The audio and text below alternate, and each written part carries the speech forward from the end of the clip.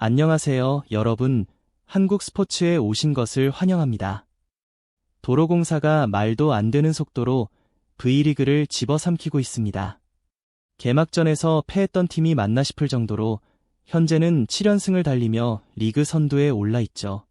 지금 흐름만 보면 솔직히 이 팀을 막을 수 있는 팀이 있을까 싶은데요. 그 중심에는 모마, 강소희, 타나차로 이어지는 삼각편대의 폭발력이 있습니다. 여기에 미들블로커 김세빈의 예상 박성장, 그리고 신인 이지훈의 합류까지 더해지면서 전력의 완성도가 완전히 다른 레벨로 올라갔습니다. 리베로 문정원, 세터 이윤정을 포함해 팀 전체 컨디션이 동시에 살아나며 도로공사는 말 그대로 별표 모든 포지션이 제대로 돌아가는 완전체 팀 별표로 변신했습니다. 최근 몇 시즌을 통틀어도 이렇게 선수 전원이 동시에 살아나는 경우는 정말 드뭅니다. 오늘 영상에서는 도로공사가 어떻게 이렇게까지 달라질 수 있었는지, 그리고 7연승의 진짜 이유가 무엇인지 자세히 살펴보겠습니다. 개막전에서 페퍼저축은행에 패했을 때만 해도 도로공사를 우승 후보로 보는 전문가는 거의 없었습니다. 삼각편대의 이름값은 있었지만 조직력이 흔들렸고 배유나의 조기 부상까지 겹치면서 초반 흐름이 전혀 좋지 않았기 때문이죠. 그런데 바로 그 시점부터 팀이 완전히 달라지기 시작했습니다. 김종민 감독은 기존의 모마 의존형 공격 패턴에서 과감히 벗어나 별표 팀 전체가 움직이는 5인 득점 시스템 별표를 빠르게 구축했습니다. 이제는 공을 무조건 모마에게 몰아주는 대신 강소희, 타나차, 김세빈, 이지훈 등 각 포지션이 동시에 살아나는 멀티 활력 배구가 자리 잡은 겁니다. 특히 중요한 건 팀 분위기와 균형 자체가 완전히 달라졌다는 점입니다. 최근 경기를 보면 초반에 흔들리더라도 쉽게 무너지지 않습니다. 상대가 연속 득점을 올려도 분위기가 잘 깨지지 않고 오히려 경기 중반부터 집중력이 올라가면서 흐름을 되찾는 패턴이 계속 이어지고 있죠. 이 모든 변화 뒤에는 팀을 뒤흔든 두 가지 큰 변화가 있었습니다.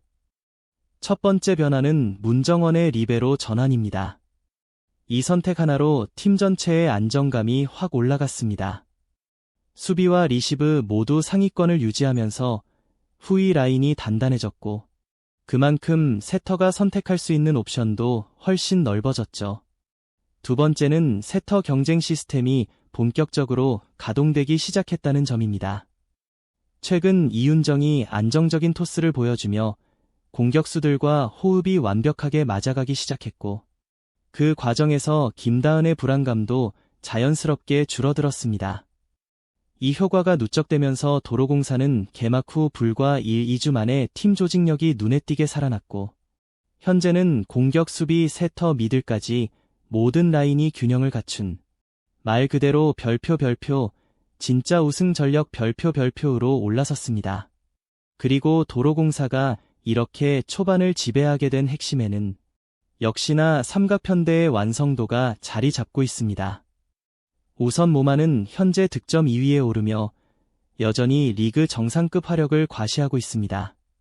어려운 볼 처리 능력은 더욱 좋아졌고 공격 흐름이 끊기지 않는 안정감까지 갖추며 팀의 확실한 중심축 역할을 해내고 있습니다. 이제는 예전처럼 기복이 거의 없습니다. 여기에 국내 선수 중 가장 높은 득점을 기록 중인 강소희가 사실상 또 하나의 공격축으로 올라섰습니다. 과거에는 수비 부담이 커서 공격이 막히는 경기가 종종 있었지만 지금은 수비와 공격 모두 안정되면서 상대팀이 절대 가볍게 볼 수 없는 존재가 됐죠. 마지막 축은 타나차입니다. 그동안은 기복 있는 선수라는 이미지가 있었지만 이번 시즌에는 꾸준한 공격 성공률을 유지하며 경기 흐름에 반드시 필요한 득점 연결고리 역할을 제대로 해내고 있습니다. 특히 주목해야 할 점은 이 세 명이 매 경기 두 자릿수 득점을 꾸준히 올리는 리그 유일의 조합이라는 사실입니다. 모마는 득점 2위, 강소희는 7위, 타나차는 8위로 3명 모두 득점 탑 10안에 이름을 올린 팀은 도로공사가 유일합니다. 다른 팀들은 외국인 선수가 절대적인 비중을 차지하고 국내 선수가 보조하는 형태가 흔하지만 도로공사만큼은 3명의 윙 스파이커 모두가 주포로 활약하는 팀입니다. 상대 블로킹이 한쪽에 집중될 수 없는 구조다 보니 한 명이 막히면 다른 쪽이 바로 뚫어버리는 형태가 만들어져 사실상 수비가 거의 불가능해졌습니다. 실제로 현대건설전만 봐도 모마 24점, 강소희 14점, 타나차 12점으로 세 선수가 득점을 고르게 나눠 가져갔습니다. 상대는 3세트에서 간신히 반격하는 모습을 보였지만 전체 흐름을 바꾸기엔 역부족이었죠. 이처럼 불균형이 아닌 완벽한 균형을 만들어내면서 도로공사는 어떤 상황에서도 득점을 만들어낼 수 있는 팀으로 변했습니다. 세 선수가 경기 내내 꾸준한 득점을 보장한다는 것. 이 점이 바로 도로공사의 7연승을 실질적으로 견인한 핵심 요소입니다. 그리고 도로공사가 올해 이렇게 빠른 속도로 치고 올라가는 또 하나의 이유는 바로 중앙 라인의 급성장입니다. 그 중심에는 미들블로커 김세빈과 이지훈, 이 두 선수가 자리하고 있습니다. 먼저 김세빈. 지난 시즌까지만 해도 잠재력은 있지만 기복이 있다는 이미지가 강했습니다. 하지만 이번 시즌은 완전히 다릅니다. 셋당 블로킹 1위에 오르며 시마무라, 이다현, 정호영보다 훨씬 높은 수치를 기록하고 있고 서브를 적극적으로 활용하면서 공격 옵션까지 다양해졌습니다. 경기 흐름을 읽는 감각도 눈에 띄게 좋아졌죠. 이제는 숨은 핵심 자원을 넘어 리그에서도 손꼽히는 톱클래스 중앙 자원으로 성장했다고 해도 과언이 아닙니다. 여기에 이지훈의 합류로 도로공사의 중앙은 완전히 새 판이 짜였습니다. 사실 배윤아의 조기 부상은 도로공사에 치명적일 수도 있었던 큰 변수였지만 이지훈이 이 자리를 완벽하게 메우며 오히려 전력을 끌어올렸습니다. 짧고 강력한 서브로 상대를 흔들고 블로킹도 과감하며 기복이 거의 없습니다. 이 두 미들 블로커가 동시에 성장하면서 생긴 가장 큰 변화는 상대가 이제는 중앙을 절대로 비워둘 수 없게 됐다는 것입니다.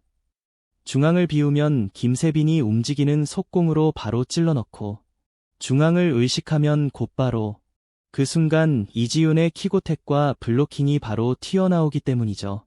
결국 상대 블로킹과 수비를 중앙에 묶어두면서 강소희, 타나차, 모마로 이어지는 사이드 공격이 한층 더 쉽게 뚫리는 별표 완벽한 공격 구조 별표가 완성됐습니다.